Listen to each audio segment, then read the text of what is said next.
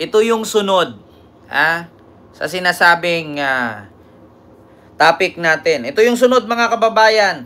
Ito na. Vice ganda. Persona non grata na daw sa Davao. Totoo ba mga kababayan? Ito po. Pakita ko lang sa inyo mga kababayan Vice ganda. According dito sa sa News 5 post. Ito.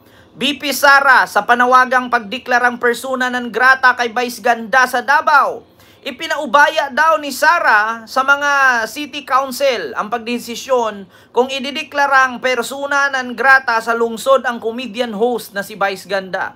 Kasunod ito ng naging biro ni Vice Ganda sa kanyang concert kaugnay ng pahayag noon ni dating Pangulong Rodrigo Duterte. Diba? Pahayag ni Digong yan. Nasasakay siya ng jet ski sa West Philippine Sea. Kay Digong nang galing. Bakit ikinagalit ng mga DDS yan? Si Digong ang nagbiro, magsakay ako dyan jet ski, ikutin ko West Philippine Sea. Ba't kayo nagagalit? Ibinitawan ni Digong yan, lumabas sa putang inang bunganga niya yan. Pangalawa, at sa pagkakaditine ni Pangulong Duterte sa Dahig, Netherlands, totoo namang naditine. Anong gusto ninyong mangyari? Pipikit na lang kami. Kahit narinig namin at nakikita namin, pipikit na lang kami at magbungul-bungulan kami. Hindi naman kami didis. Anong gusto ninyo mangyari? Yung sinabi ni Digong na mag-jet ski sa West Philippines na hindi tinupad, tatahimik na lang kami at sabihin na lang namin, thank you. Sabihin namin, wala kaming narinig. Walang narinig kami mga DDS. Hindi totoo yun. Guni-guni lang namin yun. Parang flood control project yun. Guni-guni lang.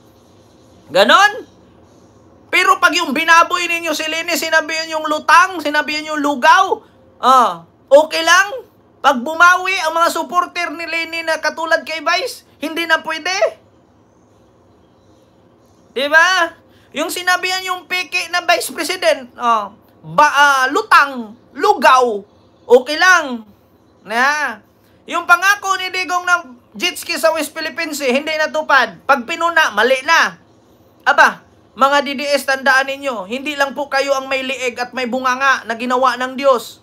May mga liig at bunganga din po yung mga suporter ng ibang politiko. Kaya hindi po kasi, tandaan niyo mga DDS, hindi po palagi na ang dagat nag-high tide.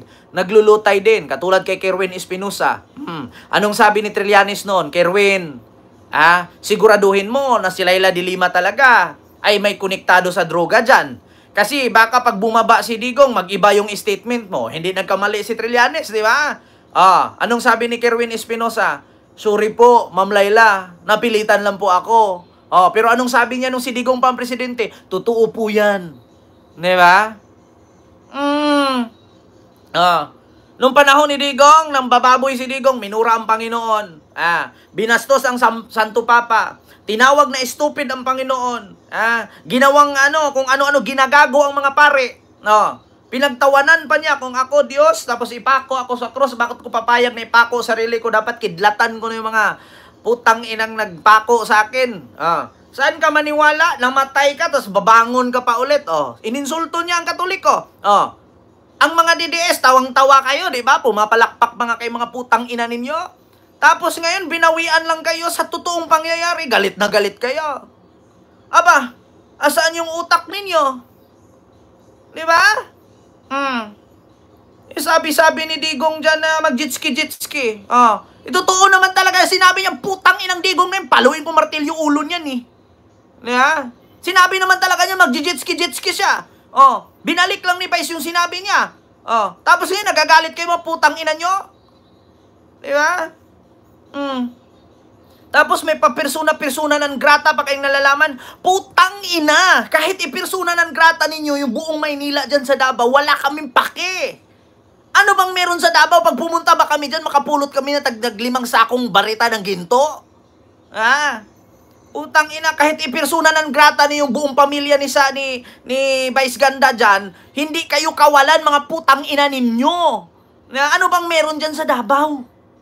Kahit ako, persona non grata niyo dyan, wala akong pake. Ano bang mapapala namin? Ikakagutom ba ni Vice Ganda yan? Ikakagutom ba ni Vice yan? Yung i-persona non grata niyo siya dyan? Nakakatulong ba kayo? Sarili nyo ang lugar, hindi nyo masugpo-sugpo yung baha, tapos magpersona ng grata pa kayo. Bakit? Ni minsan ba? Anong gagawin ni Vice dyan? Ikakababa ba ng moral ni Vice yan? Ikayo-kayo na nga lang. Kaya nga, sakupin niyo yung buong Davao, angkinin niyo yan, kay pare-pareho naman kay mga bobo. Kahit ubusin nyo yung Davao, angkinin nyo yung Davao, at sabihin nyo ang Davao, palitan nyo ng pangalan yan, DDS country, wala kaming pake. Bakit? Hindi naman kami kumuha ng bigas dyan. Hindi kami yumaman mula dyan. Nagtatrabaho po kami. Di ba? Anong meron? Dito pa. Kasunod nito ang naging biro ni Vice. Sinabi naman ni Acting Vice Mayor Arrigo Duterte da Seca na mayroong mas mahalagang bagay na dapat pagtuunan ng pansin kaysa rito. Diba? Buti pa yung batang Acting Vice Mayor na pag-isip-isip pa. Davao City will not be distracted by cheap insult and distasteful joke made for clout anya. Diba? Alam mo, sa totoo lang mga DDS, putang ina ninyo, wala, kung ako in behalf of Vice, wala kaming pakialam. Kahit iban ninyo si Vice, kahit ako, inaamon ko kayo, iban nyo ako dyan. Sabi ni Virgilio, yung punto mo, Bisayang-Bisaya. At least ako, naintindihan si Sara nga, pumilit mag-English Virgilio? Kahit Bisayang-Bisaya yung punto ko, hindi ko tinangging Bisaya ako. Bakit si Sara pinilit mag-English kahit ang pangit pakinggan? Nagreklamo ba kami? Ano naman ngayon kung Bisaya ang punto ko? Diyos ko, si Sara nga nagpupumilit mag-English, nagreklamo ba kami? Hindi nga alam ang English ng bobo, nagreklamo ba kami? Diba? Ano naman ngayon kung Bisaya ang punto ko? Bisaya naman talaga ako, pero ako lang po yung Bisaya na hindi DDS. Okay ng ina mo. Wala kang pake kung Bisaya ang punto ko, pero at least hindi ako DDS. Tandaan mo, marami din pong Bisaya, hindi po DDS. Kayo lang naman yung, hindi naman Bisaya ang Davao Dabawin nyo ang tawag sa inyo, hindi kayo Bisaya. Ang Bisaya dapat Cebu, kasi Bisayas yan. Dabawin nyo kayo. Ano naman ngayon kung Bisaya ang punto ko, ikakamatay mo? Bakit kung magbisaya ako dito, putang ina mo kang pistingyawa ka? Ikakayaman mo? At least kahit nagbisaya ako, naintindihan ng tao. Maskin ikaw nga, napasilip ka dito Bakit? Kasi masakit? Kasi totoo? Diba? Wala ko pakialam kung Bisaya ang punto ko. Ang sa akin dito, wala kaming pake kahit ipersona ng grata ninyo yung buong taga Luzon at taga Visayas dyan sa Davao. Kasi higit sa lahat, wala kaming pake. Ano bang meron dyan sa Davao? Ikakayaman ba namin yan? Pag hindi kami makapunta dyan? Diba? Ikakayaman ba ni Vice yan? Mawawalan ba siya ng isang hikaw? Mapuputulan ba siya ng isang bulbol? Pag napersona ng grata siya dyan? Putang ina, bububo ninyo. Alam nyo, ang tanging gawin ninyo kay Vice, wag persona ng grata. I-unfollow ninyo. Putang ina nyo, bobo. I-unfollow ninyo. Hindi yung persona ng grata. Hindi ikakahirap ni Vice yan. Diyos mio Marimar, mas lalo pa, tignan nyo, yung concert ni Vice, magkakaroon pa part 2 yan. Niwala kayo sa akin. Ito mga DDS, alam ko namang bobo kayo, pero bigyan ko kayo ng aral. Kay Ma'am Norma Duro, maraming salamat po ma'am sa iyong 3,200 yen super sticker. Thank you so much po. Bigyan ko kayo ng aral, mga DDS. Yang ginawa ninyong persona ng grata kay Vice, o yung pagpupuna ninyo kay Vice, ikakayaman ni Vice ganda yan. Bakit? Good or bad, comment or bashing is part of publicity.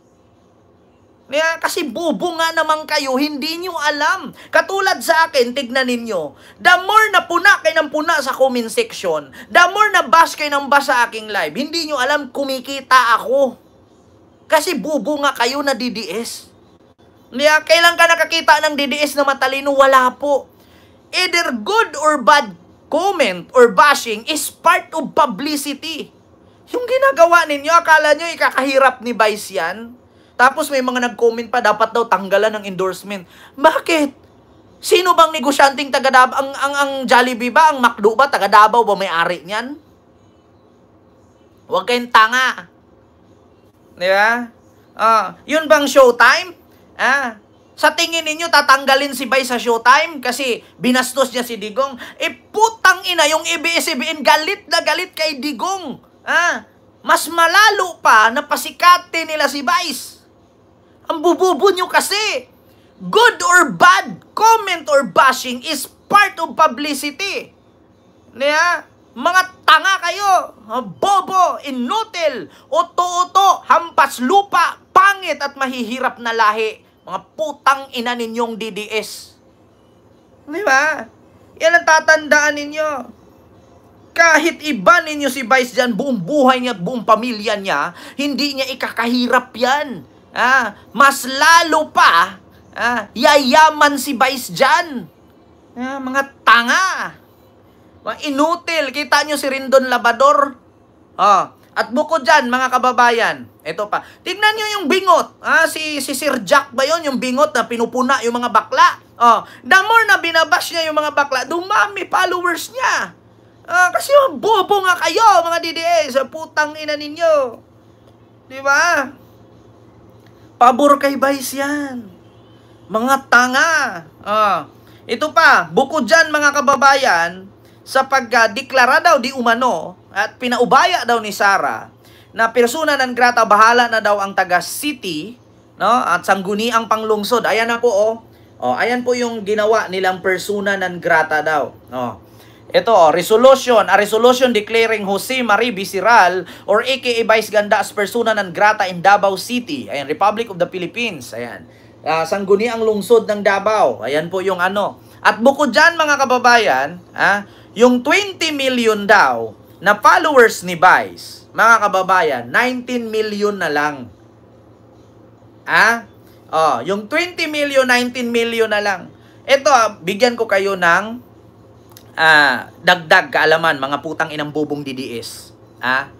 Kahit nga gawin yung 15 million yung followers niya ni Vice dyan sa Facebook, hindi lang po yan ang pinagkukuang kita ni Vice. Iba po ang kinikita niya sa Facebook, iba ang sa YouTube, iba ang sa pagtatrabaho niya sa Showtime. Tandaan niyo, mas malaki ang kita ni Vice sa Showtime kaysa sa Facebook at sa YouTube niya. Kaya wala pa ring effect yan kahit gawin ninyong 1 million na lang followers niya dyan. Bakit? Hindi naman po lahat ng followers ni Vice dyan bobo. Tandaan niyo, kadalasan sa followers ni Vice, kakamping at loyalista. Akala ko ba 32 million kayo? Bakit yung 20 million ni Vice, 1 million lang nawala? Kaya nga sabi ko sa inyo, ito ang patunay na ang mga DDS umuunti-unti na. Bakit? Yung 20 million followers ni Vice, 19 million na lang. Ibig sabihin, 1 million lang ang nawala. Ngayon, mga kababayan, tatanungin ko kayo, maniwala ba kayo na 32 million pa mga DDS? Kung 32 million, bakit hindi nila kayang panalunin yung Duterte? Kung 32 million sila, dapat panalo lahat yung Duterte. Di ba? Akala ko ba 32 million kayo? Yung 20 million followers ni Vice, 19 million na lang natira. Asaan yung Asaan yung 32? Yan ang nagpapatunay na unti-unti na kayong nalulusaw. Ang sabi pa nga dito, hindi po automatically 1 million ang nawala dyan. 100K lang po. Ibig sabihin, mga kababayan, hindi nga umaabot ng milyon na ang mga DDS. Lusaw na po sila. Ito, sabi ko sa inyo, kung talagang 32 million ang mga DDS, edi sana yung Duterte senador ni Sara, panalo sana lahat yon. Bakit dalawa lang ang pasok, si Bongo lang at si Bato? Tapos ngayon, kung 32 million kayo, bakit hindi nyo kayang tanggalan ng followers si Vice? Mananatili pa rin 19 o 200 plus lang daw ang natanggal. Diyos mio, Marimar. Palibasa kasi, hindi na po ako magtaka kung nasaan yung 32 million kasi kadalasan nga sa mga pangalan ng confidential fund ni Sara, puro ghost. puro multo. Baka yung 32 million, mga multo din po yun. Hindi nga ako naniniwala na may 7 million si Kibuloy. Hindi nga siya nanalo kung may 7 million siya. Di ba? Mga DDS, wag na kayong magpakatanga. Aminin nyo na, bobo talaga kay tangina nyo. 32 million pero yung followers ni Vice, 100,000 lang nawala. Asan kayo? Tapos ipersona ng grata ninyo si Vice. Pati nga si Auntie Claire, si Auntie Claire na pa-react. Sino ba yan si Auntie Claire? Ito, si Yusek Claire Castro. Ano sabi ni Yusek? Pakinggan ninyo, mga kababayan, sabi ni Yusek Claire. Wait lang mga kababayan. Ito. Challenge. Nawala. Ano ba yan? Ito sabi ni Yusek Claire, mga kababayan. Pakinggan ninyo. Ito po. Now, from Manila to West Philippine Sea by jet ski. Bakit? Kanino ba galing ito? Kay Pangulong Duterte. So, ba't kayo nagagalit? Siya naman nagsabi nito eh. Now, from Manila to West Philippine Sea by jet ski. Bakit? Kanino ba galing ito? Kay Pangulong Duterte. So, ba't kayo nagagalit? Diba? Siya naman nagsabi nito eh. Now, from Manila to West Philippine Sea by jet ski. Bakit? Kanino ba galing ito? Kay Pangulong Duterte. So, ba't kayo nagagalit? Diba? Nagagalit sila sa salita ni Digong kasi bakit? Napahiya kasi sila. Hindi sila galit doon na binastos ni Vice. Nagalit sila kasi napapahiya sila. Kasi sila yung mga putang inang DDS na sumuporta kay Duterte na puro drawing. Sa build, puro palpak. Sa pamumuno, puro palpak. Sa pagkakulong, palpak. Sa pagsuporta, palpak. Sa pamumuno, bobo, palpak. Kaya sila nagagalit. Pagdating kay Sara, walang kwenta, palpak. Pagdating kay Digong, nakulong, palpak. Build na pinagyabang, bumagsak ang tulay, palpak. Tapos pag pinuna kayo, galit kayo. Putang ina ninyo. Uminom kay Sunrox. Baka sakali magbago pang ihip ng pananaw ninyo at pakiramdam ninyo. Wag po kayong magalit. Hindi po masama yung sabihin ni Vice, for DDS promo only. Prep to, dahig, for the ICC. Totoo naman talaga eh. Buti pa nga si Vice nagawa ng tawag dito, promo para makapunta kay sa dahig.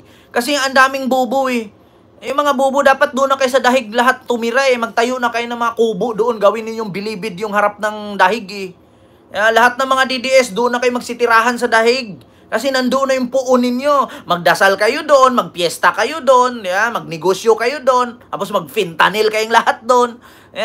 Kasi mga bubo kayong DDS Diyos mio Marimar. Ngayon lang ako nakakita ng Pilipino na kahit pinakain na ng tae, kahit alam na nilang mabaho, sasabihin pa rin mabango. Kasi bakit?